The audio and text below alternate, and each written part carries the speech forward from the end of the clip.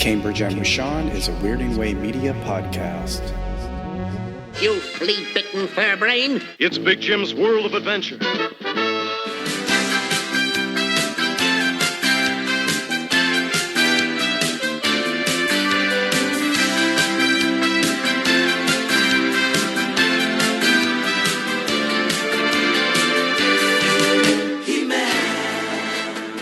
Hello and welcome to episode 15 of Cambridge and with Sean, a podcast by two weird guys about the weird things that they like. And that's it. Thanks for listening, and we'll see you next time. See you next time. I was trying to think if I had any updates or any. What did we talk about last time? I don't even remember now. I have updates for when I talked about the Toxic Avenger. Okay, let's hear it. Actually, a correction. James Gunn wrote the movie that came up in conversation. Oh my gosh, what is the name of it?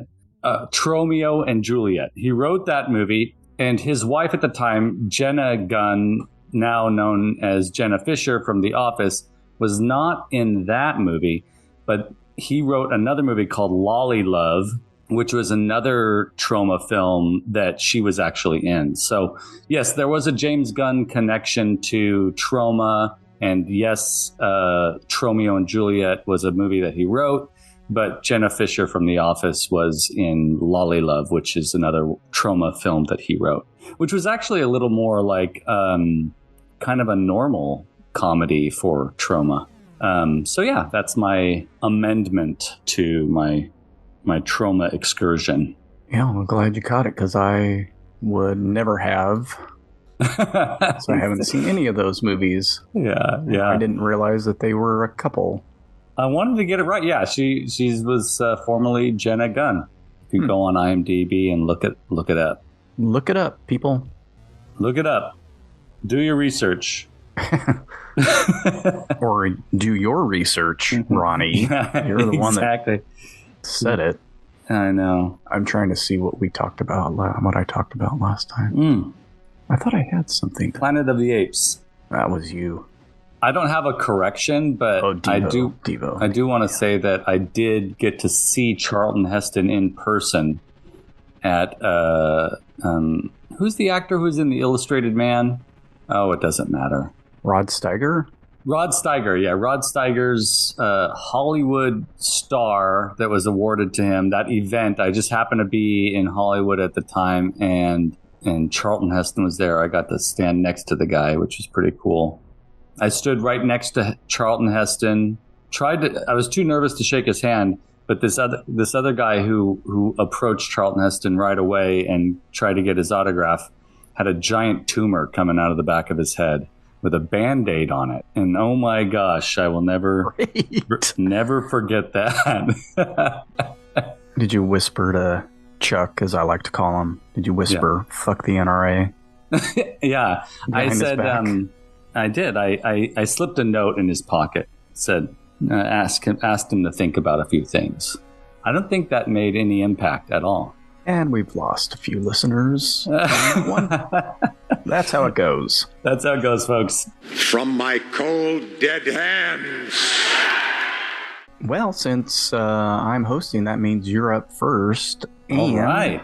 What are we talking about today?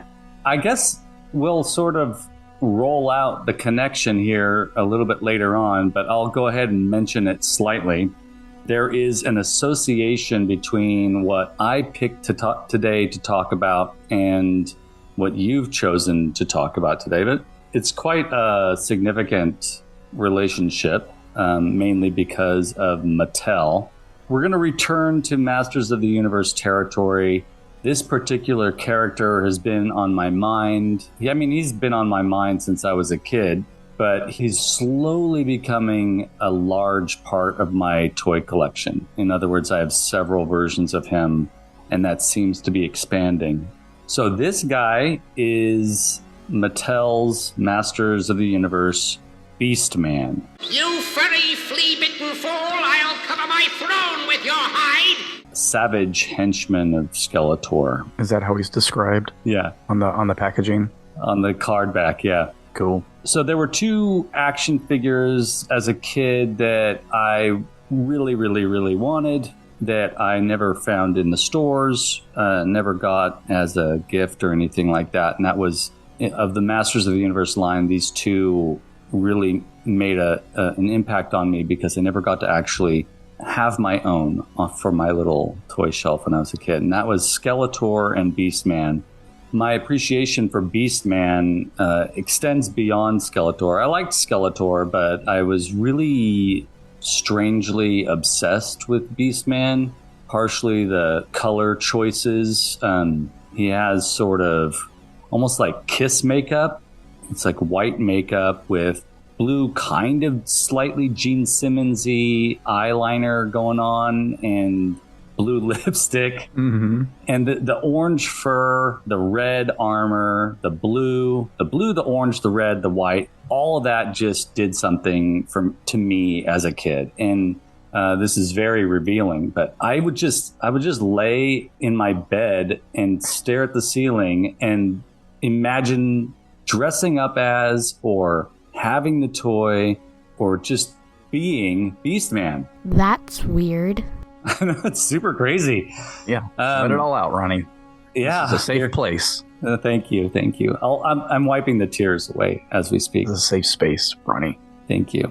He made a really strange and powerful impact on me as a kid. And like I said, I didn't have him as a toy. My friends did. A couple of my friends had Beastman. I remember playing with him quite a bit whenever I'd go to visit, or after school, hanging out with them and stuff. And it wasn't until later on that I figured out what Beastman, where he came from, and kind of what he's all about. And my appreciation for Beastman, just to be clear, began in 1982, right around 1982, 83. Can't remember exactly if it was 82 or 83. My first impression of him was the card back art, the cross-sell art, before I even held the toy in my hand. And I think it was when I first got that trap jaw and I saw Beastman on the back of that card. And this is before I started watching the cartoon. So when I watched the cartoon, I remember the little critic in me was like, why is Beastman such a bumbling idiot? Get over here, you furry fool! He should be badass. There should be a brutal aspect to him, because that's what he looked like on the back of the card. And that's what his toy looked like. Big arms, crazy face. And it wasn't until later on that I figured out that he was directly inspired, or I guess indirectly inspired. But the face sculpt is very, very similar to the 1979 Flash Gordon action figure Beastman, which was a blue Beastman, which is now on my eBay wish list. I'm always constantly, I don't know why I'm hesitant to spend $49 on him, but he's a little guy, and it seems like he's never really priced less than $40. But I guess I'm just waiting for the best looking version of him and at a reasonable price, and that's maybe asking too much, because he's hard to find and he's gorgeous.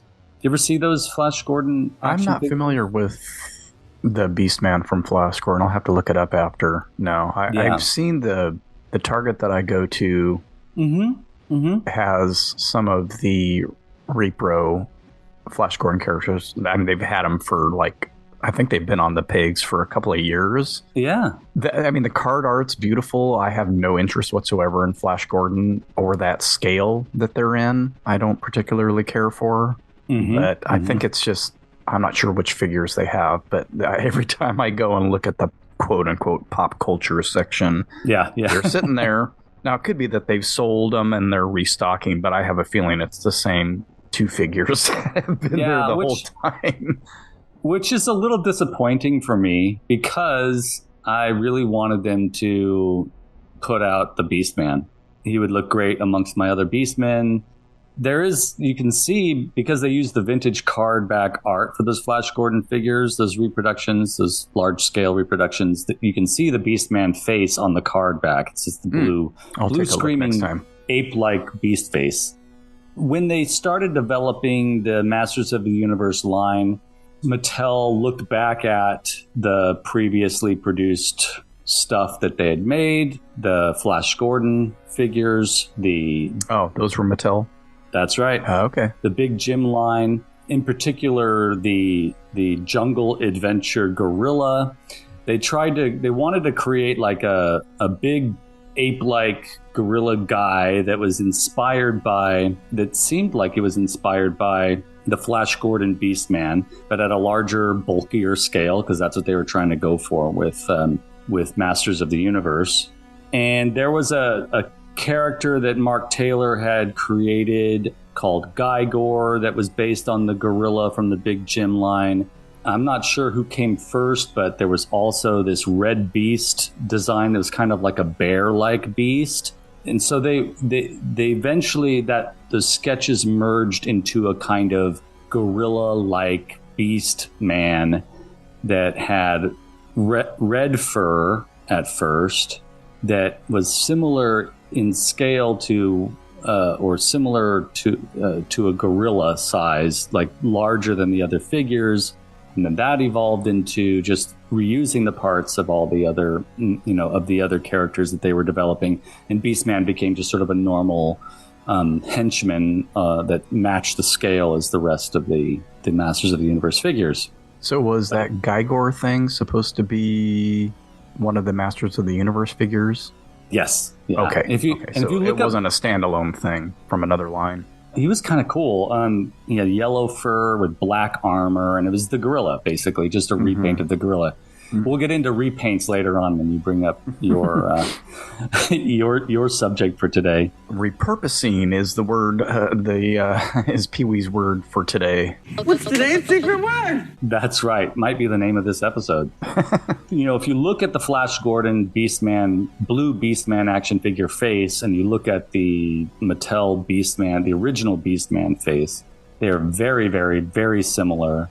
They're it kind of looks like an ape in the middle of experiencing something painful or screaming out of some sort of anguish. It's a very expressive face. Downturned mouth, open mouth, fangs, wide eyes, and really did something to me as a kid. And so I got my hands on my first vintage version of Beastman about 5 years ago on eBay. It was a long time coming. There was the classics version of Beastman that came out in the early 2010s. And then there was the 2002 Beastman that came out in the early 2000s.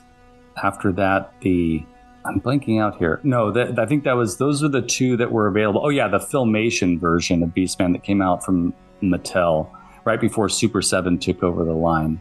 I had those previous versions as they came out before I got the vintage one. And when I finally got my hands on the vintage one, I think I got them for $15. It was a really good deal back when, just 5 years ago, the action figures on eBay were pretty reasonable. Oh, the good old days. The good old days, 5 years ago. Now, Masters of the Universe figures are quite expensive. I think all action figures are right now. Yeah. It's because of us. It's because of people our age. Well, yeah, and it's like when you go to a thrift store or to an antique store now, and everybody, because of eBay, thinks that they have gold.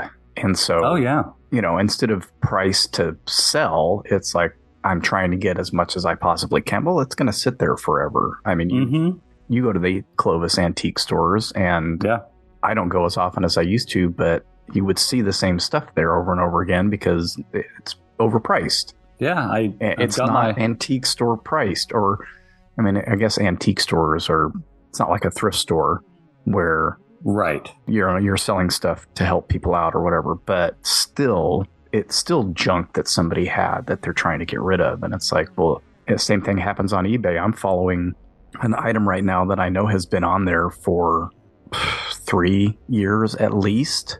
Yeah.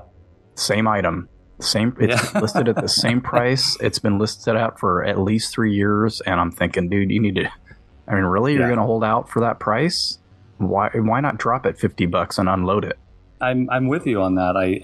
every time I go, there's this one Clovis antique store that has a really you know which one, has a really fantastic toy section. It's like in the back corner, and they've got old Disneyland stuff. They've got toys from the 80s and the 70s, some toys from the 60s, a lot of 1950s comic books and 60s comic books, and just it's a really cool corner. Every time I go in there, I'll find something that's reasonably priced, but everything else that I really want, like the something that I get that's reasonably priced, is usually just to satisfy that itch. Like I got Cookie Monster for $3 the other day, but you know, right next to that is this Disneyland lunch pail from, I believe, the late 60s or early 70s. It's absolutely beautiful, but has not changed from its $150 price tag. For years, just sitting there, just hungry for Ronnie to take it home once it gets down to a different price. Yeah, if you're going to put something in an antique store where just Joe Schmo is going in, you need to lower it or put it for that price on eBay. Yeah, I agree. And so, you know, I keep waiting to find a 1979 Flash Gordon Beastman out there in the wild to add him to my Beastman shelf. Those of you who are listening can't see, but right behind me, I've got a whole glass pod dedicated to Beastman, right next to the glass pod dedicated to the Skeletors. And there's a variety of versions of Beastman in there. And just to bring this conversation current, there's a company called Mondo that makes these really deluxe, large-scale Masters of the Universe action figures. And for me, for the price, I've never really felt like a distinct commitment to that line. But they did send me a Skeletor not too long ago to review on my YouTube channel, which was really, really cool of them. That's right before Funko totally took over Mondo. So for you toy nerds out there, you may have known that was around the corner. And so the remaining folks that were there, they sent it to me, and then I've emailed them since for other things, and it's now a different situation over there. No critique. It's just it's a different situation. And so they right around the time when everything switched, they announced a Beastman, a Mondo Beastman. I just fell head over heels for this thing, but it's way out of my price range. I simply can't afford to spend over $200 on. Heyo. I can't. It's just not. I can't either. It's not in the realm of consideration for me. On Thursday nights on the Skelevator channel on my YouTube channel, we've got a show called Toy Frenzy, which has just changed to being called The Frenzy, so we could talk about more things. You know, there are 4, sometimes 5 hosts over there, and we all kind of all of our Patreons sort of share in discussions and share interests and chat about stuff. And they all got together without letting me know and contributed funds to get me that Mondo Beastman. And wow, I just I one of these days I made a little video to thank them. I'll put that out on my YouTube channel, but I was like seriously choked up and shocked by the generosity. And it just so happens that it's probably the toy of all toys. It almost feels like to collect anything after owning something like that is a waste of time and effort. So you're done collecting? Yeah. Is that what you're announcing today? I'd like to say that, but that's just simply not true. As last weekend, I bought a Cookie Monster from the antique store. What kind of Cookie Monster? I'll show you. He's actually, I thought he was older, but he's 2016. But he has a very vintage look. I remember those. Yeah, I remember those. Saw them in maybe when we still had Toys R Us.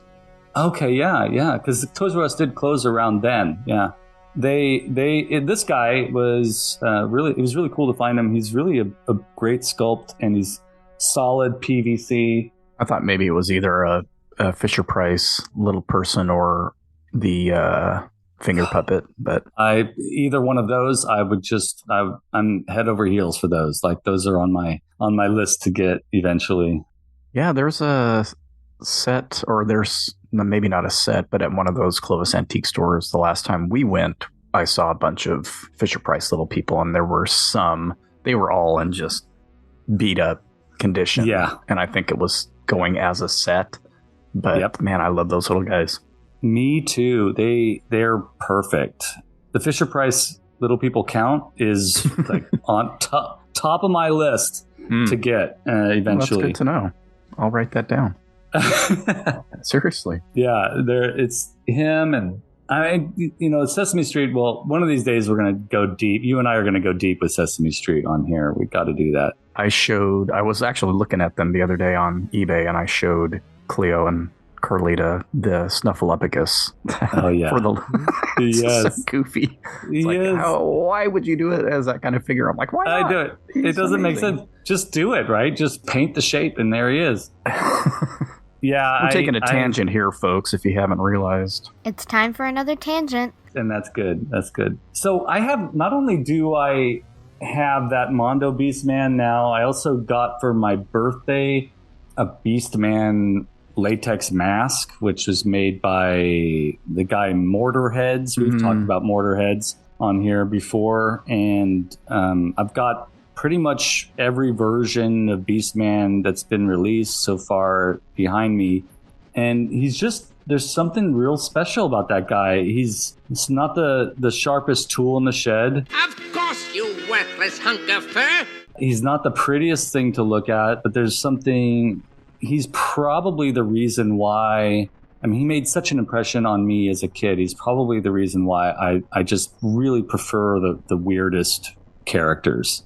I mean, Masters of the Universe, the Star Wars Cantina characters, like all those weirdos just do it for me. And Beastman's at the top of the list.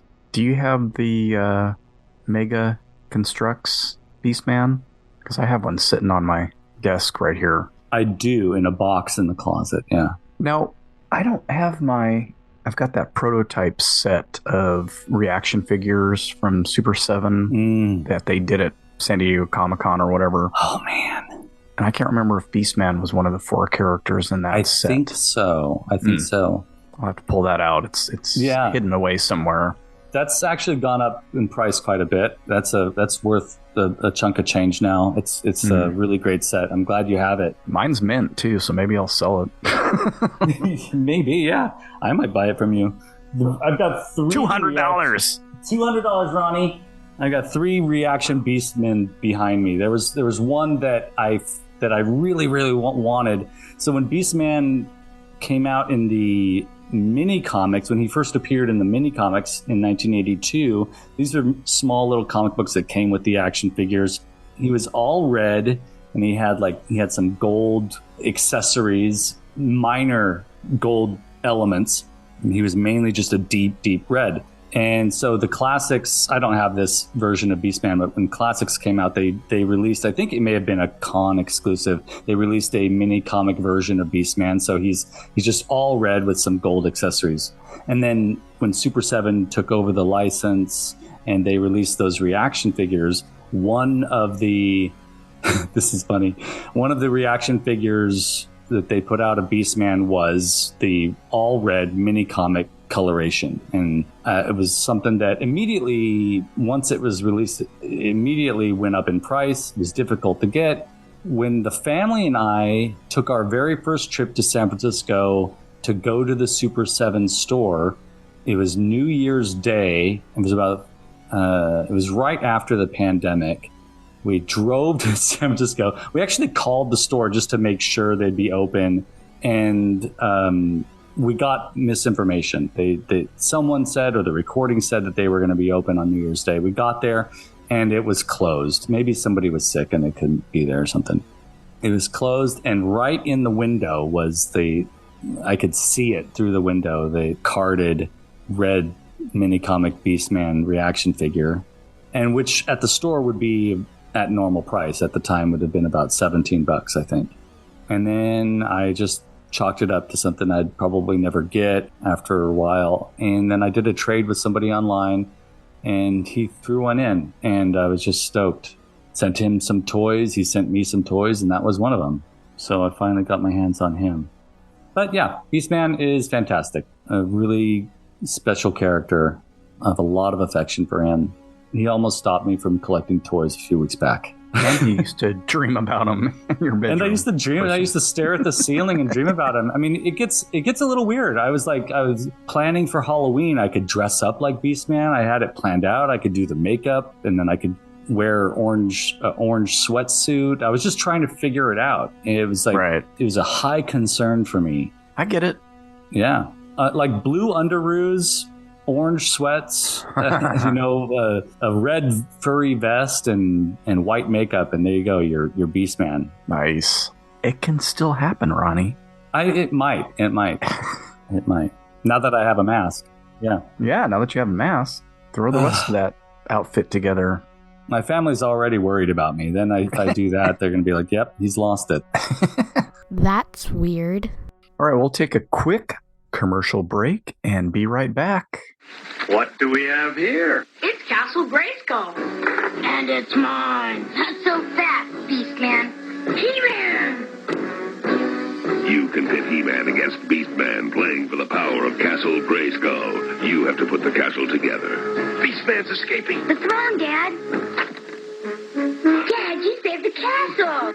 Castle Grayskull from the Masters of the Universe collection. He-Man and Beastman, each sold separately, from Mattel.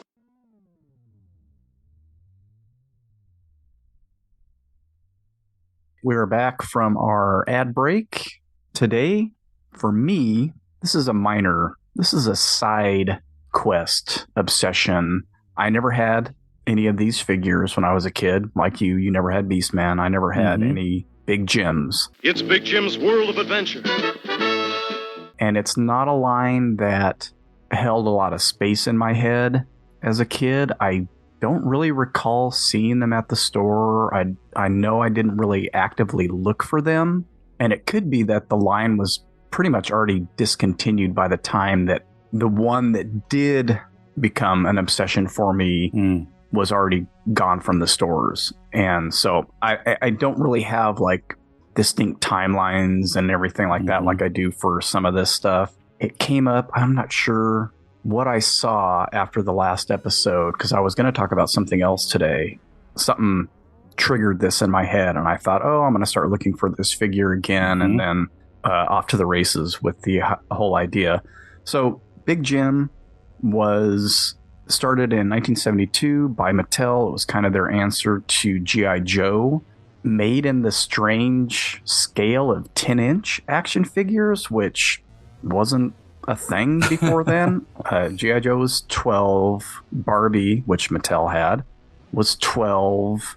Migos, which had started, I believe, in 72 as well, were, of course, 8-inch figures. So just an odd scale. And that may be part of the reason also why I didn't have any as a kid, because I was beholden to that 8-inch Migos scale for some reason. And so it started in 72, their answer to Hasbro's G.I. Joe, basically. And since war toys or army toys were already on the way out, and G.I. Joe was already making changes, or Hasbro was already making changes to the G.I. Joe line to go away from that, these were just presented as all-American sports dudes.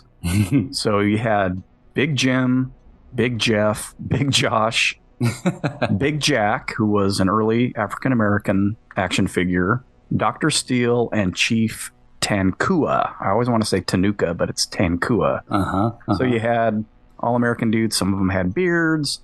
They've all got that Kirby-esque or Stretch Armstrong-y, strong, wide face, strong jaw, cheekbone. Yeah, and they've all got that look, solid head of hair. And none of the Big Jim guys were balding? No. well, no, that's not entirely true. So they had there was like a basic line, and that was just a figure, and it came with trunks. And then they had an adventure line and a sports line, plus tons of accessories, clothing packets you could buy, like Barbie or G.I. Joe, and then vehicles, play sets, animals, all this extra stuff you could get. And it was a very popular line for a number of years. We've mentioned repurposing already and a connection between this line and the line and Masters of the Universe, but the Big Jim line repurposed a lot of stuff from Barbie. It's a case where it makes a whole lot of sense because anybody who's collected Barbie or had Barbies when they were a kid or are familiar, even nowadays, all the accessories, all the vehicles, all the play sets that come are slightly underscaled just because Barbie's so tall. All the Barbie figures are 12 inches. And so to make vehicles and things like that, they'd be gigantic. So they're always a little bit underscaled, and the figures, barely fit in things. Since Big Jim was 10 inches, 2 inches shorter, all the vehicles and stuff that they repurposed sort of fit him better. Yeah. Her Corvette becomes his Laser Vet. Yes. A camper, I think she had an RV that became his RV. A plane that was a Barbie plane becomes a spy plane for Big Jim. I love this. And it's all companies do this, right? I mean, Hasbro does it, Kenner did it, and it's a great way to save money. Repaint something, you've got the molds, you might as well use them. Yeah. I don't look at it super cynically for the most part. I totally understand why they would do stuff like that. Plus, there's always a little change. I mean, the Corvette becomes the Laser Vet, and it's got these things that pop up now and, supposedly shoot lasers and all this stuff. So it's not like a direct one-to-one copy. Right. But I kind of love that ingenuity, I think, to go, what do we have that we can use and make it work for this line? Yes, definitely. And they're also like Barbie, or I think Barbies at the time, where they had those rubber-covered limbs that were jointed and would kind of click when you moved them. So her arms and legs, and I remember these from the ones that my sister had when she was a kid. So the joints are basically hidden by this layer of rubber. And at some point they had to stop doing that because of the chemicals that were in that rubber, because of kids like chewing on stuff. So for Big Jim, his arms were produced that way, where there's plastic jointed arms with a thick latex or PVC rubber over them, so that when you bend his arm, his biceps pop up. Oh, man. So all the figures came with this little, really super thin metallic band that you could put around his biceps and then flex his arms and it would pop the band. That's hilarious. They hit the Kung Fu thing hard. He had a dojo set, like a karate Kung Fu set, and it would come with all these things that you could chop. Yeah. Because he had chopping action. There was a button on the back of all of them, and you could make their arms chop up and down. So there was wooden boards, pipes, all this stuff that they could hit. And one of those lines, kind of like $6 Million Man, that has a lot of playability to it. I love that. It's not just which I think Mego could be faulted for, although they tried to do this kind of thing later on. They didn't have anything like that. It was just, they were superposable, 14 points of articulation, more so than these even. The only thing that bugs me about that is that's the kind of stuff that ends up breaking. And so when you're trying to collect stuff now, it's like, oh, does his arm still chop? And does it still do this? And does it still do that? And the two figures I have do work. Back to my personal experience with the line, I think the first time I ran into one of these figures was at my cousin Brian's. They lived down in Orange County, and we were there. It must have been mid to late 70s, and he had one of the Big Jim gold medal Olympic sports lines that came out in 74, a couple of years after the 72 Olympics. So they didn't come out right around the Olympics. Just took him a little while to get this going. But I just remember it was just a figure, nothing on, and his pelvis, which is generally either white or orange trunks for him, Where in this case, they had like stars and stripes on them. And I always assumed that it was a Mark Spitz figure because he had, swept the 72 Olympics in swimming and gotten 8 gold medals, a record that stood for years until Michael Phelps came around.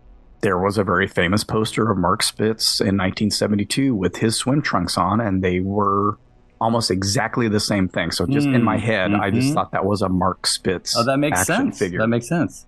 And I remember this was one of those instances where my little brain got kind of naughty and was like, I wonder if anyone would notice this went missing when we went back home. I would covet things, man, and like try to this could easily slip into my bag. Oh my gosh, I love that. I didn't do that, so. I remember having those feelings when I'd go to friends' houses and they had all the things, Right. I felt that way about the Superpowers Batman action figure my friend had, and I'd be like, oh my gosh. Yeah, I know that. I know that feeling. I did it a couple times, small items, but we'll get to those someday, I'm sure. One of them sort of relates to an obsession of mine that I've mentioned before on the show. So I didn't do that, thankfully. Probably kind of forgot about them after that. Yeah. That was, though, when the line was still out in stores, and it's possible that I saw them. Really just don't have any memories like that, and I feel like I would have gone like, oh, I maybe kind of want one of those. Mm-hmm. But they won't really work with my Migos, so too tall. I think those basic sports types of figures didn't really work for me, and it may have been a popularity thing too, because this line transitioned, much like G.I. Joe and some other lines, from All-American Sports Dude to the Pack. And that's, I think, where I kind of picked up on it. And so we'll get to that in a little bit. Take another quick break and then return with more on Beastman. Big Jim's back in commando gear with the first Pack Adventures comic book. You'll see the Whip, Warpath, and Dr. Steel challenging their archenemy, Zorak. Size up the Pack's top secret weapons and see all the explosive action as Big Jim's Pack strikes again in their own comic book adventures. Big Jim in commando gear comes with 16-page Pack Adventures comic book, new from Mattel.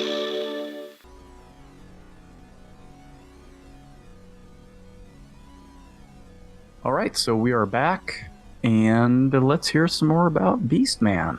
This is where I'm going to start to transition a little bit from Beastman to associations with the Big Jim line a little bit more, since you're talking about the Big Jim line. But I did want to mention, or re-emphasize the varieties of Beastmen over the years. There was the 1987 movie, and for those of you who are fans of Masters of the Universe, you're well aware. But there was a version of Beastman that was in that film with Dolph Lundgren and Courtney Cox that was, the best way I could possibly explain this, severely disappointing for me as a fan of the orange, white-faced, blue eyeliner Beastman. This guy looked more like another character from the Masters of the Universe line called Grizzlor, which I thought was cool because he came with real fur and giant fangs, and he was super brutal looking and interesting in that way, brown in color. But when you have a certain expectation for a film version of a character, you really I don't know about everybody, but for me at least, I want to see what I know. I want to see what I know, and I want to see what's familiar to me. Some of you listening might even know this too. This is a little thing that bothers me about another hairy creature that we all love, Chewbacca. In the prequels, I believe it's the Attack of the Clones, Chewbacca makes an appearance in the background when they go to the planet of Wookiees. He looks significantly older than the Chewbacca that's in A New Hope or the original Star Wars movie. It's like stuff like that just bugs the heck out of me. Like, how hard is it to design a character that lines up with the original concept or the original version of it. He really didn't need to look any older or younger because he's really old anyway. Exactly. That's become canon now, is that he's hundreds of years old or something. So like Yoda or Grogu, there doesn't need to be a significant change in appearance over a fairly short amount of time. Thank you. And so stick with what works. And what we, the original version of a thing that the fans fall in love with it's usually what people are going to want to see. Then you get accused of fan service. If you don't do something different, then you just get accused of doing the same old thing. So I sort of understand the conundrum that filmmakers in that are exploring these IPs to the nth degree. Yeah. Like, how different do we make it? Well, you can't make it too different. Well, you got to throw this in so people go, I remember that. Yeah, it's true. It's true. But if you watch the Masters of the Universe movie, that Beastman does not look like Beastman. Now, I've grown to appreciate him as being his own version of Beastman. It just didn't quite do it for me, and I've grown to have a love for that version of the character as I've gotten older, and actually grown to appreciate that movie, which is not a very good movie, but I do like it now. They really need to do a good live action version of that. They do. And apparently it's in the works. I mean, it's been in the works off and on for like 20 years. For the company and whoever's, obviously the movie companies are listening to us and Mattel's listening to us. Definitely, put some time and effort into this. And so to transition a little bit to the reused parts, Beastman's basic sculpt became Mossman, who's also one of my favorite action figures. All they did was cast him in green pine scented plastic and then flock him with green moss, and he was Beastman. I mean, he was Mossman after that. What I love about the face sculpt, they didn't bother to change the face sculpt, but because Mossman is a hero, they simply painted over the tips of his fangs so it looked like he had straight teeth rather than fanged teeth. Mm-hmm. And you just gotta love that. I love that thinking. It's just easier this way. Let's just do it this way. Why do a new head sculpt? Yeah. And I did have a Mossman as a kid, and Mossman was definitely one of my favorites, and I know it was because of the Beastman sculpt. He's also kind of looking off to the side, too, which is, they just painted his eyes, which kind of looks like he has a lazy eye. You gotta love Mossman for being that. So that kind of reused parts is nothing new in toys, and you and I both have an appreciation for that. And for those of you who, to transition a little bit from Beastman over to Big Jim a little bit, there are multiple things from the Big Jim line that made it into Masters of the Universe. We've got the Hawk, which became Screech and became Zor, the bad and good hawk creatures from Masters of the Universe.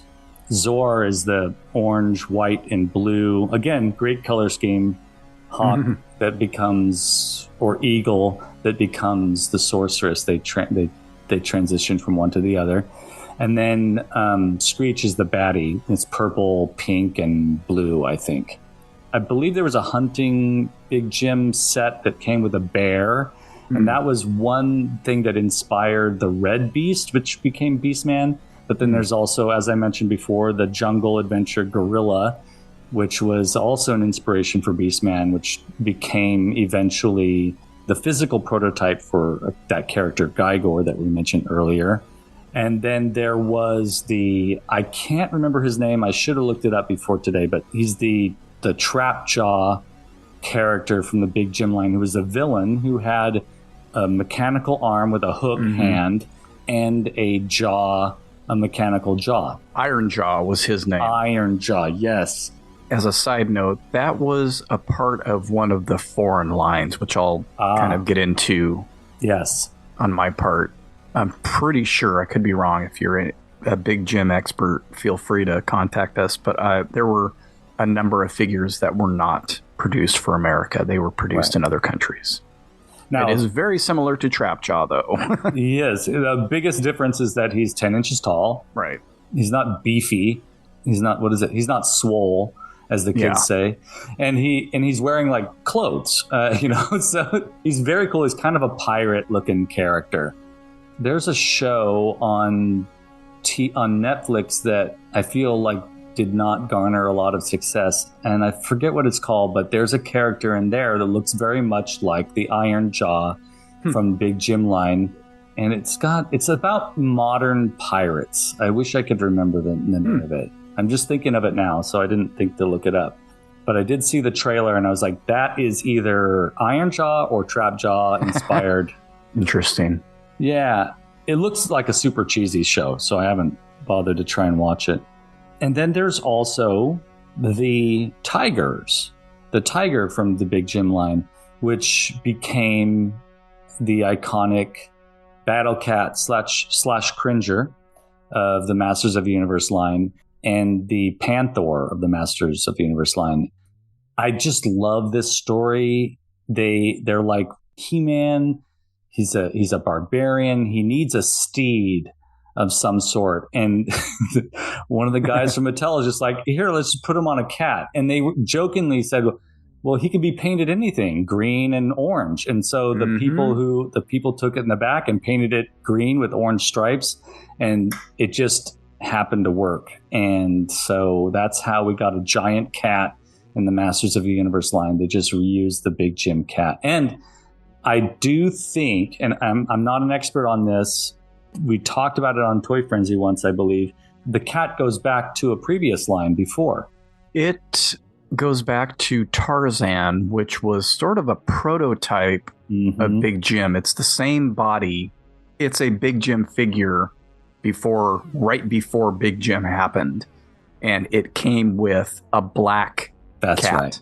That's all right. black. And then for Big Jim, and again, I believe this was for foreign markets. I don't know that the cat actually came in an American set. It might have. And then it was painted up like a tiger for the Big Jim line.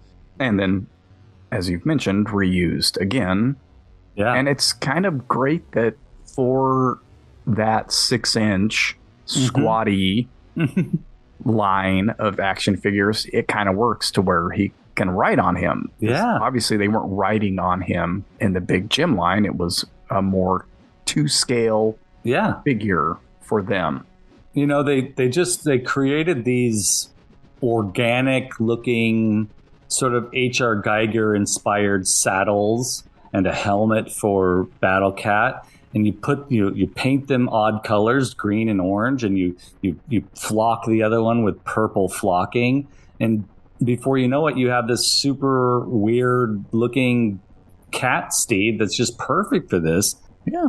It's a fantasy line, so it makes sense. Yeah, it makes so much sense. And, going back to the reusing of the parts, it's just sometimes the answer to what you're trying to create is right in front of you. Just grab that thing off the desk and change it a bit, and there it is. Yeah. So I love that. I love that about the Big Jim line. And I always, whenever I go to the antique stores, I always have my eyes peeled for something from the Big Jim line. I would love to eventually find like one of the pieces that was reused in the Masters of the Universe line. Yeah, I can't say. It's possible that I've seen Big Jim figures over the years, but I'm not sure.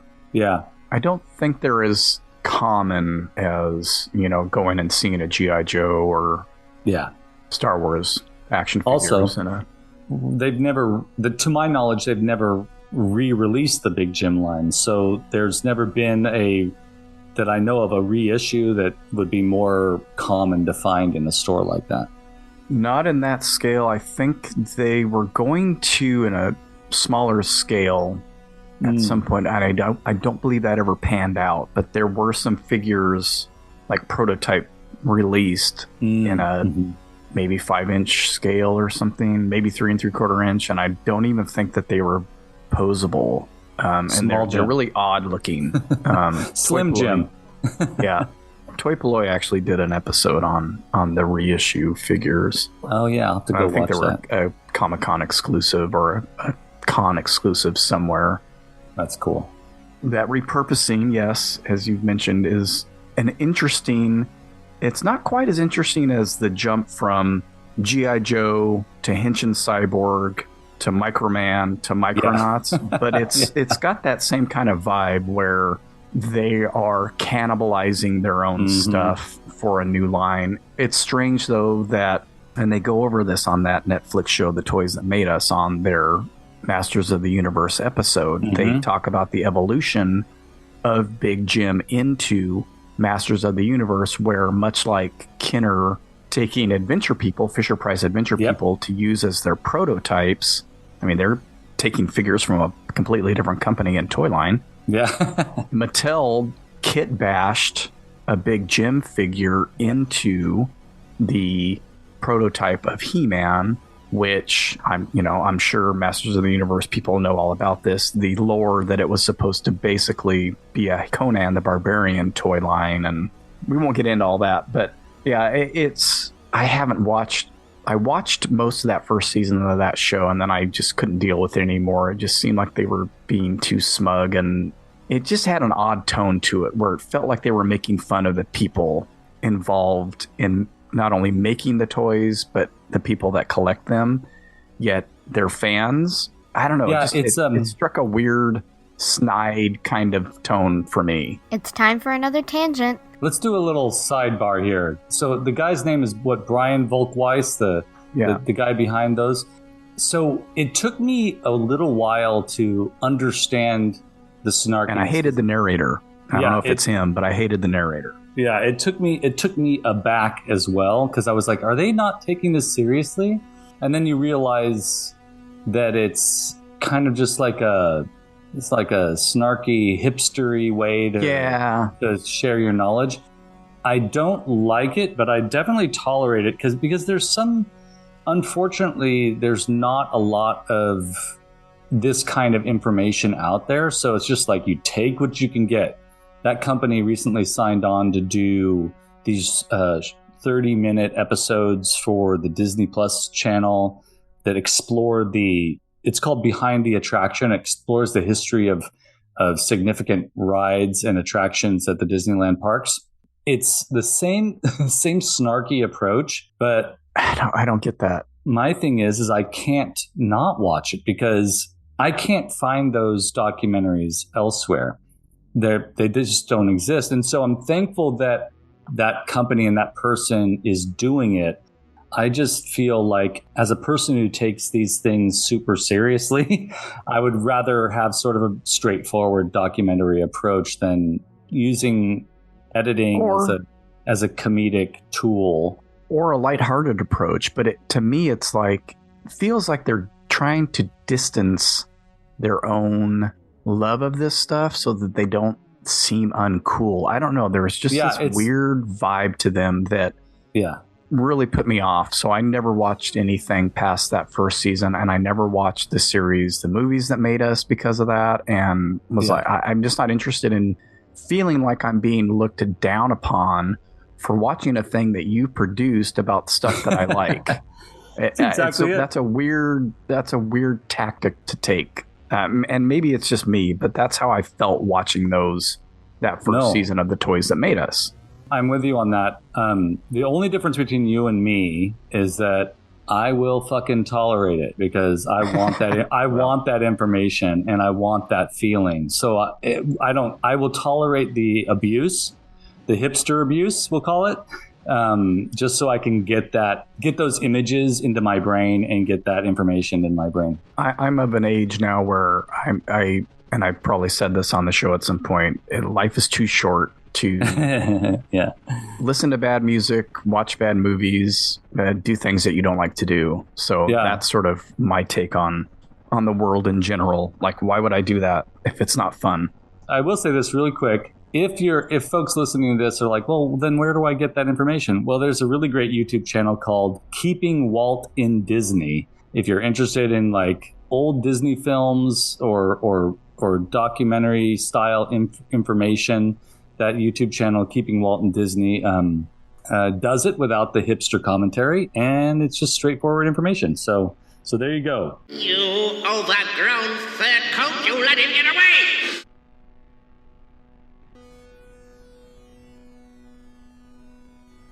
Big Jim's pack members are trouble. So as I mentioned before the last break, they switched gears for Big Jim, turned him into a spy-like character, leader of the pack. And PAC stands for, I love this, they come up with the stupidest acronyms for things, for toy lines. Professional Agents - Crime Killers. That's so good. Killers almost as bad crime. as MODOK's acronym. And then they introduced a new feature for not all of the characters, but many of the characters, the Double Trouble feature. So they would come with an extra action dynamic. Big Jim, Zorak, and Torpedo Fist with Double Trouble features, each sold separately. You from Mattel. So they still, most of them still have the chopping arm thing, but there was a version of Big Jim and a new character, an enemy called Zorak, that came with a face-changing, not accessory, what do you call that? Action feature? Yeah, action feature gimmick. I have a Zorak. That's right. That I bought. I had to look at my Instagram to see when I bought this 6 years ago and 2 months, so January of 2018. So you lift his arm up and you press the button on his back and his face changes from just like a dude with a mustache to this green monstery, yes, very Incredible Hulk-esque type face. The bared teeth and everything. Yeah, he's got a fancy burgundy cape with a gold chain, black pants, and black boots. So he's now the enemy of this pack group. And the Big Jim one does the same thing, but, you know, he's just Big Jim, so it's like this helmet hair of head. Yes. And you do the same thing where he's Big Jim and then he's Angry Big Jim. Look that one up because it's just so funny. This big kind of plastic head of hair around his face. That's what my hair looks like when I try to grow it out. It's like it's basically a helmet of hair.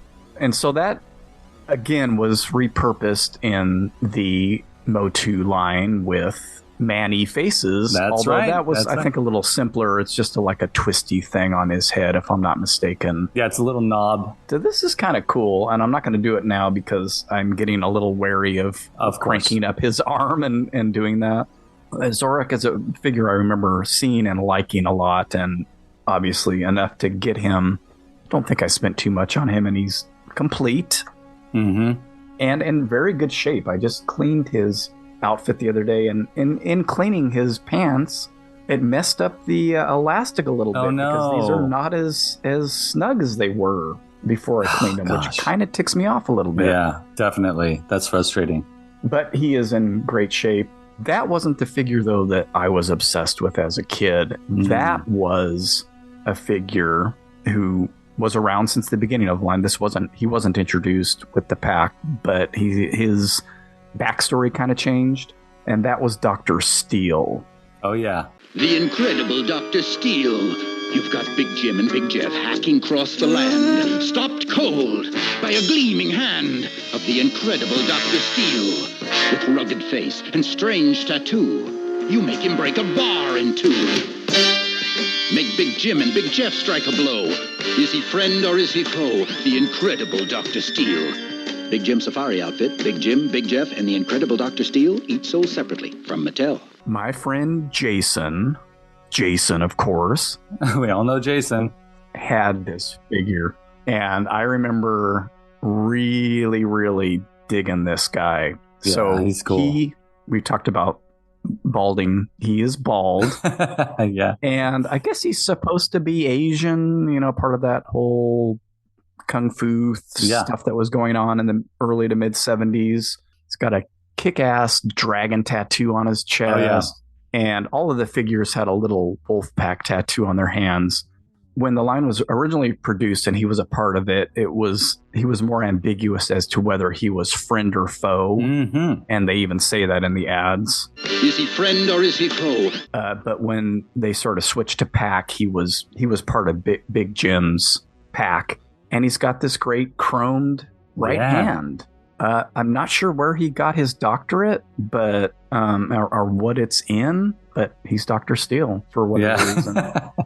And I remember playing with him at Jason's house, and really, really like. I feel like this was after '78 or so, when the Big Jim was basically discontinued here in the States. And because I feel like I probably would have gotten him regardless of the scale, because I really, really did like him. So the Zorak I got a while ago at a decent price. This was what kind of got me on this kick for this episode. I occasionally look up Big Jim stuff, and the prices for these are ridiculous. Yes. And the ones that are decently priced are pretty beat up. And I don't really have a problem with sort of beat up figures. But because of this different rubber on the arms, a lot of times their armpits and stuff have plastic melt. Oh, yeah. That's too bad. This one does not. Neither of these figures do. But a lot of the figures I would see on there would have that. And I'm assuming it's from the arms. It could just be from other stuff that was put on them or laid across them. Yes. That has that reaction and melts into the harder plastic of the bodies. Most of them, the tattoos are gone because what do you grab when you're a kid when you're playing with them? I had one on my watch list. It was in the $40 range, but it was from the Netherlands, so the shipping was around the same price. Yep. So I just kind of half-assed looking at these, and then one night I hit that search again, and this one popped up for considerably less and for way less shipping, $6 shipping instead of $35 or something. That's amazing. And I was like, oh, his chrome looks good from what I can tell in the pictures. He actually has the tattoo on his hand. The tattoo on his chest is barely rubbed. Yeah. Pants look good. He doesn't come with shoes or anything. It's just these sort of 3/4 pants, kind of like Incredible Hulk again. And I was like, oh, that looks great.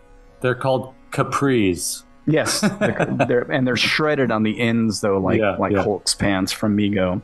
They're basically the same pants as Zorak's. They're just cut shorter. Yep. And I was like, oh, bought it. Yeah, you buy it scored. now.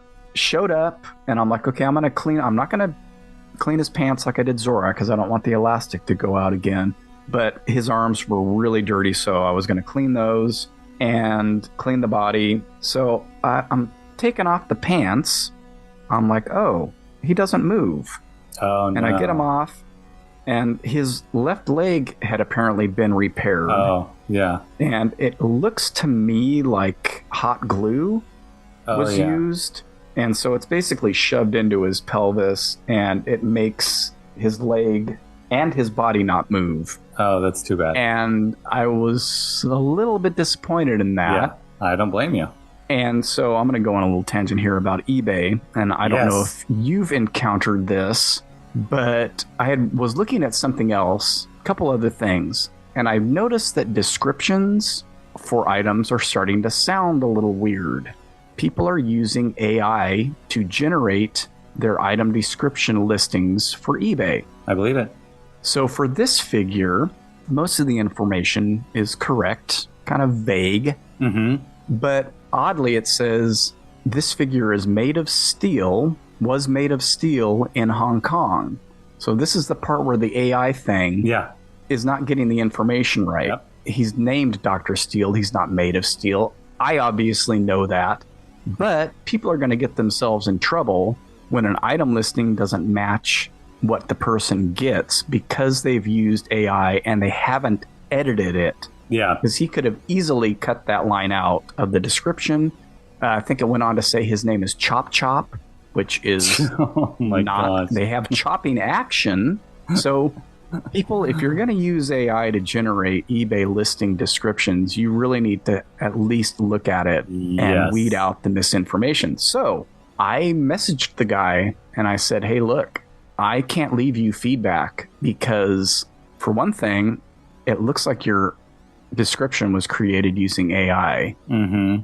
And another thing is, his leg has been repaired, and that's not mentioned in your description at all, nor do you have any photos of that. So it's either negative feedback or neutral, I guess. I'm not going to look for a return.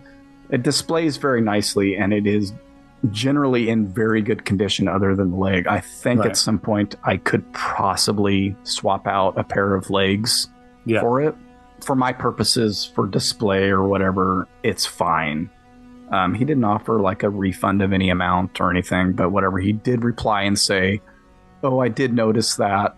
I'll do better in the future with my descriptions," or some bullshit like Oh, that. I'm like, that's fine. not- I mean, I hope you do, but don't use AI if you're not going to Yeah. at least look at what it's spitting out. He should at least offer you a partial refund because that's just not cool. It wasn't like a wallet buster type of Yeah, purchase, yeah. and otherwise it is in very good shape. And I don't feel like going down a whole thing of like putting in a complaint or whatever. Yeah. It's yeah. fine. Back onto the figures. There was another one in the line called Torpedo Fist, which had Mm, his feature was, you got pump up the arm or whatever and press the back, and his metallic fist shoots out. that's cool. And there is, I believe, Fisto. yeah, which is a horrible name Yeah. for a figure. You using the whole fist, Doc? Just relax. Fisto, and then there's also Extendar too, who had extendable limbs. It wasn't the and Spikor. If you swung him, if you pulled him to one side, they all had the punch feature. He-Man figures, and his was a trident that was up inside of his arm, and so when you twisted his waist and then he swung him out, his trident would shoot out. The kind of punching or fisting action was reused too. Yeah. Yeah. Great term to use, Ronnie. Yeah. Fisting. That's great. Yeah. Now with fisting action. That's right. Oh, that was one of the things too that really pissed a lot of people off in the Masters of the Universe Revelation, the first season. This is produced by Kevin Smith. Kevin Smith has that tendency toward potty humor, and Fisto, the character, shows up in it, and I forget what he says, but it's like definitely tongue in cheek, pertaining to his talent as Fisto. So many fans were like, "Oh my god, you don't have to." We all know, like, you don't have to say it. That's lowest common denominator stuff. Yeah. Thank goodness the new season is awesome. It totally makes up for it. Yeah. So Torpedo Fist. Mm-hmm. You left out the main connection between your figure today and Big Jim. Oh, what was that? What's Beastman's weapon? Oh, the whip. That's right. Oh my gosh, you're right. Yeah. The whip is reused from Big Jim. Thank Yeah. you. From a character called the Whip. He was part of the pack. That's so true. And I'm surprised I forgot about it because it's a really humorous thing. Beastman's hand is smaller, obviously, than the hands of the 10-inch figures from Big Jim. So Beastman holds on to the finger guard instead of Right. the handle. And it's so funny because they actually show his whip that way in the cartoon just to sort of justify this placement of the whip in this figure's Because that makes sense. hand. Yep. Yeah. And I don't even know if the Big Jim one came with that. That might have been added to if it had the finger guards. It might have. I don't know. That's a think pretty it- cool yeah. character, though. He's got a strap with like 4 or 5 metallic boomerangs strapped to Yeah. his chest. Yeah, very cool. Yeah, they were interesting figures. It's a cool line that, like I mentioned, stopped here but continued in foreign countries until like the early 80s. Mm-hmm. They really liked Big Jim, and it got morphed into more like a 007 thing, and Yeah, that's they cool. added those weird characters like Iron Jaw. There was one called Vector that Mm-hmm.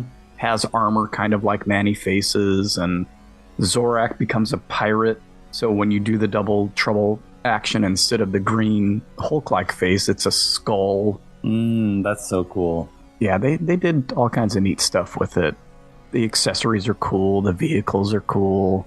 I'm kind of trying to look for some karate boards and maybe the pipe that Yeah. Dr. Steele came with that he karate chopped in half, and see if I can find those for cheap on eBay. Yeah, definitely. I think the karate boards come up quite a bit. Definitely. But yeah, repurpose those molds. Still happens today. Yeah, it's. I'm glad. This is sort of a side note too, but based on our talking about repurposing, the Masters of the Universe Origins line and the Masters of the Universe Masterverse line maintain that concept of repurposing. So you have that tradition living on in Masters of the Universe as we enter into modern toy territory. Use those molds. That's what I say. That's right. Use them ingeniously, though. Ingeniously? Yeah. Think creatively about what's in front of you. Well, yeah, that's it. All right, we'll take another quick break, and then we'll come back with a shared local locale. Yes. It's Big Jim and Torpedo Fist on a Big Jim's pack mission against Double Trouble Zorak.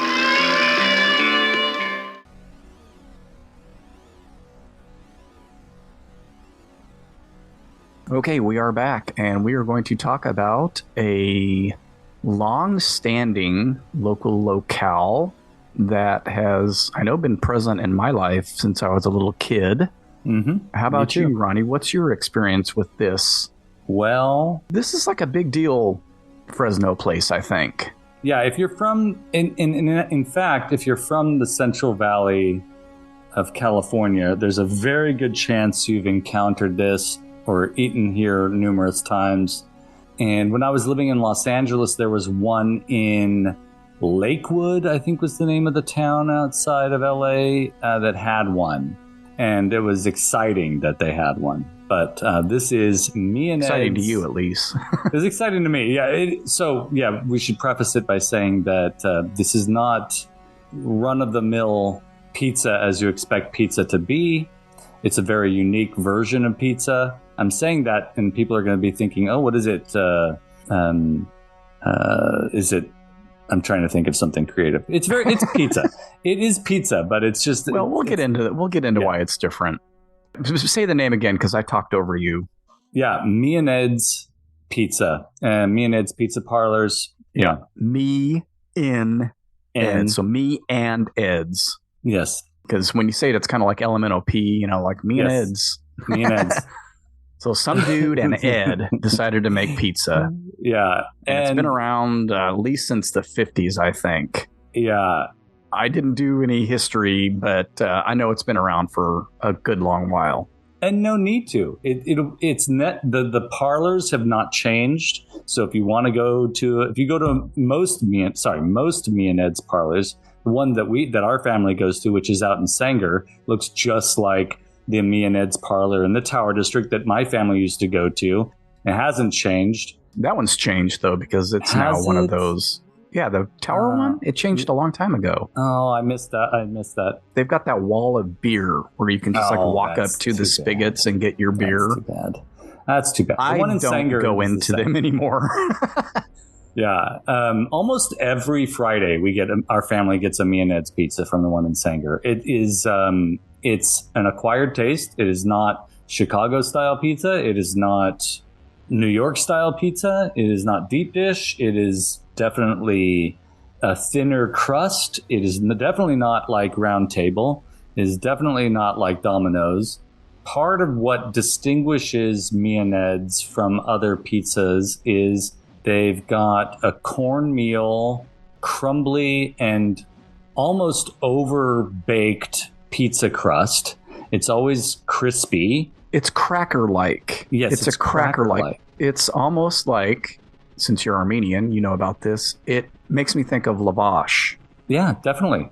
Yeah, it's not as thin.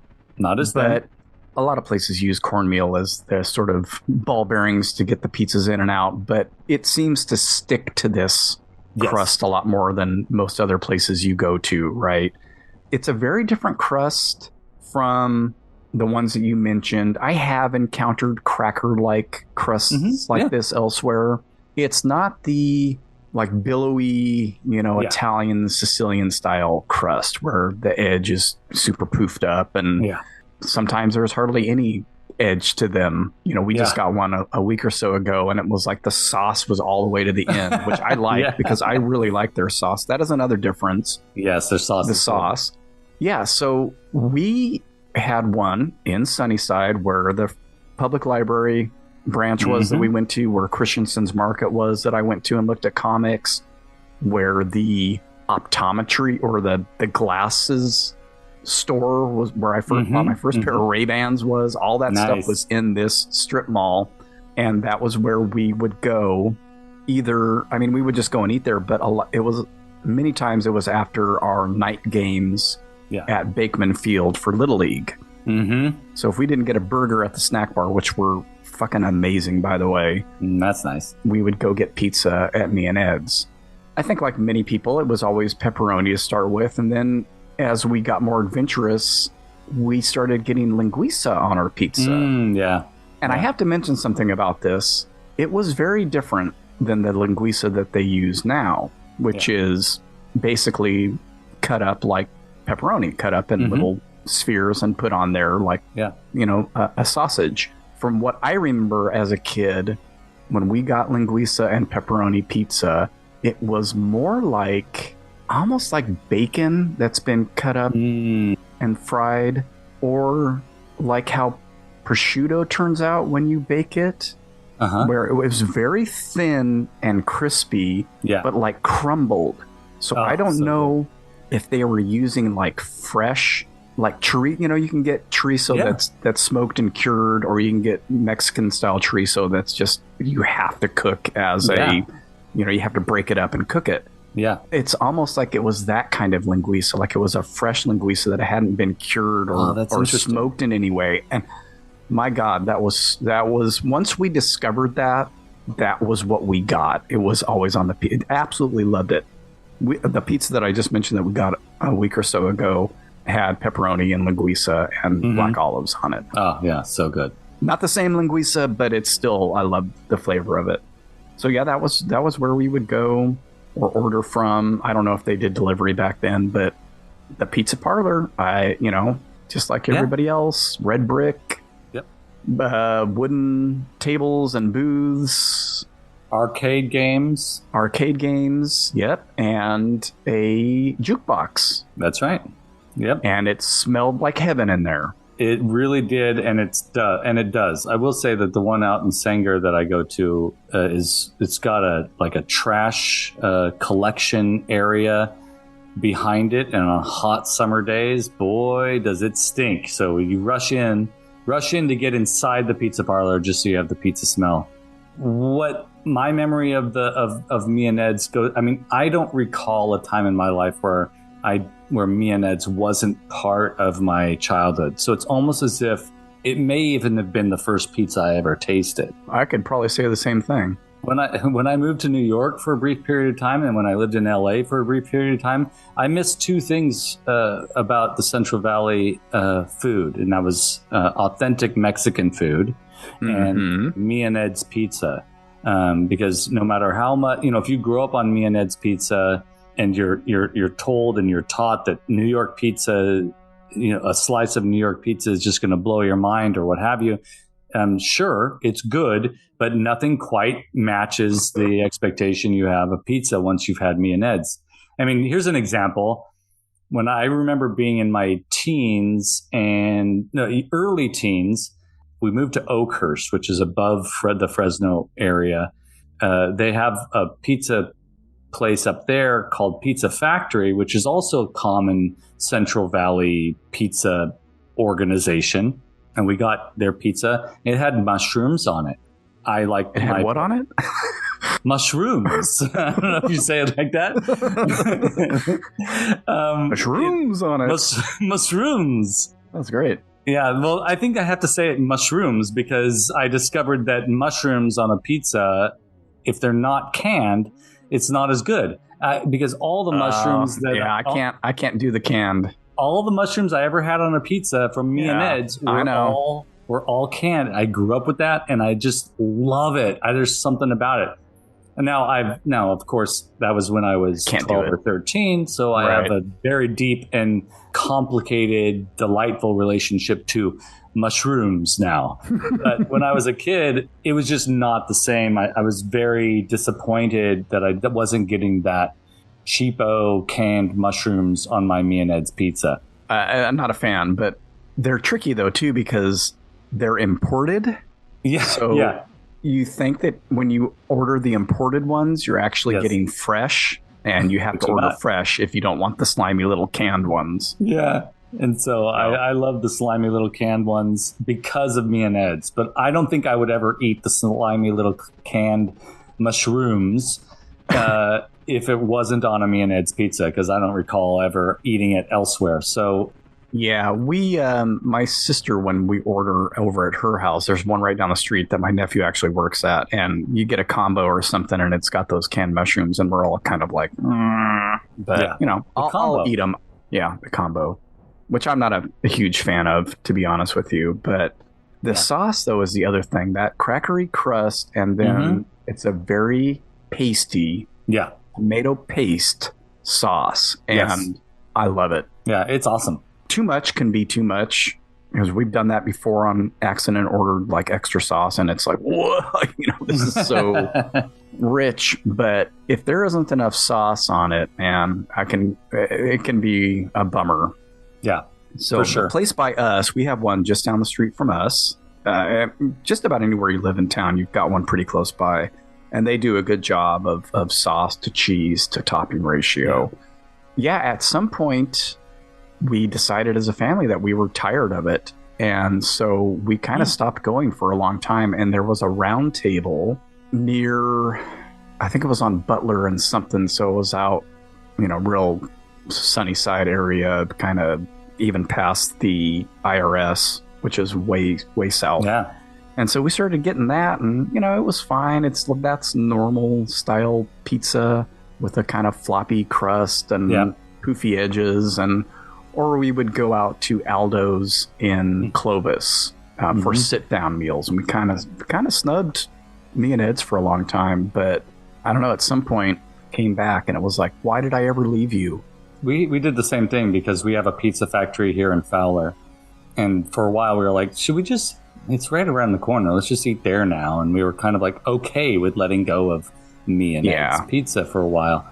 And then, just like in The Godfather, you try to leave and they pull you back in. We just, one day my wife was like, no, let's do Me and Ed's again because I miss it. And then we are right back in the fold with Me and Ed's. And their cheese blend. Their cheese blend too. So those three things, whatever magic combo is going on in there, which has been the same since.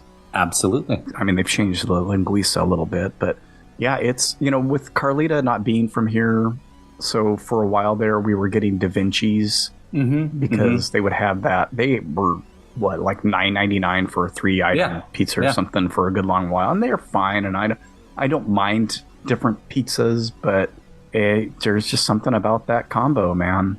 It's magical, and it probably, like you may have mentioned early on, probably wouldn't work for a lot of people. They'd be like, what is the deal with this crust? This sauce is too pasty. Yeah. It smells different than regular pizza parlors. Like you walk in and it's a very distinct smell. It's that cheese. It's the cheese. It's the cheese. It's the smell. The crust. I did hear that they, part of what makes the crust so good is that the ovens are rife with the crusts from the past. So they apparently that cornmeal, it's like just cooking in there and cooking in there and cooking in there, and so you get that sort of flavor that continues throughout all the pizzas. I'm starting to get hungry talking about it. Yeah, Me and Ed's. If you're driving through the Central Valley and you want to try a pizza that might be different from any pizza that you've had before, yet somehow the same, then definitely pull over and find a Me and Ed's. Now, I do want to mention that there are a few fancier Me and Ed's that specialize in like specialty pizzas. I guess they tried this on to see if it would make them more popular. And those few restaurants have stuck around. I believe there's one in Clovis, and I believe there's one at River Park. Yeah. Don't bother, folks. Don't bother with that. Just go with the traditional pizza parlor, Me and Ed's, and you'll be pleased. Yeah, we've hit the River Park one in the past, and it's fine. It's fine. It's not the same. It's not. Also, you can't mess up pizza too bad. I've only had like maybe a handful of just like awful pizzas in my life, but yeah, that's very true. There's something distinct about Me and Ed's. Also, disclaimer, Mark and I are coming from a place of nostalgia with Me and Ed's. Our viewpoint is definitely biased on this, so. I mean, I wouldn't still be eating it if it didn't taste good or if the quality was shit. So. Oh, that's very true. That's very true. I'm not beholden to anything from my childhood just because I liked it back then. That's true. Alrighty, well, let's wrap this baby up. And why don't you let folks know where they can find you out in the etherwebs? Yeah, so you can find me on Instagram as either Skella Vader, SKELEVADER, where I post a lot of toy photos and links to my YouTube channel. So there's a Skella Vader YouTube channel where I usually show off my builds that I've been working on. Right now I'm working on another Snake Mountain build. And you can also find my art and other projects on my other Instagram account, r_Zerigian, DZERIGIAN. That's where I post for my other projects. Right now, we're still hosting episodes every Thursday night of what used to be called Toy Frenzy. Just recently, we switched Toy Frenzy to The Frenzy, and that's on Thursday nights. And if you're interested in becoming a Patreon of Skella Vader, you can find it either through my YouTube channel or through my Instagram. And we do post early episodes of Cambridge and Washon about a week early, and they're commercial free on there if you're interested in becoming a Patreon. How about you, Mark? You can find me on social media at Wake Up Heavy, Instagram, Facebook, although I don't post on Facebook, Twitter, Letterboxd if you want to see what I'm watching, which isn't all that much these days. And that's that. And Wake Up Heavy, haven't done anything since November.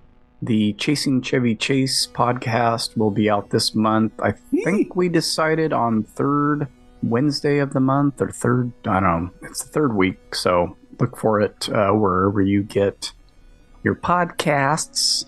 And there is an option on Spreaker now for podcasts to have subscribers. So I may sign Cambridge on Washon up for that.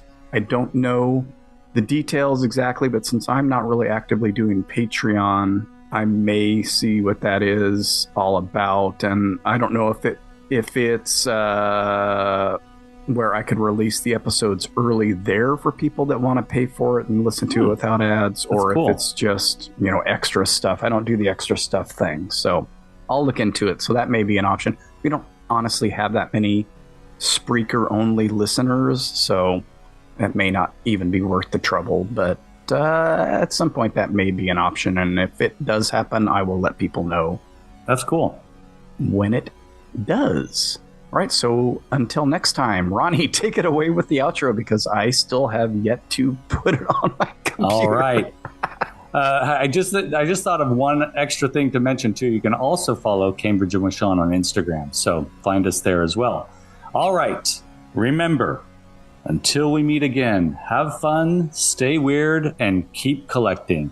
Bye-bye. And thanks for listening. And thanks for listening. And don't be a dick. Amen. Don't create a show and be snarky about toy collectors. Yeah. Don't make people feel dumb about their interests. I'm leaving all this in, by the way. Yeah, yeah, good.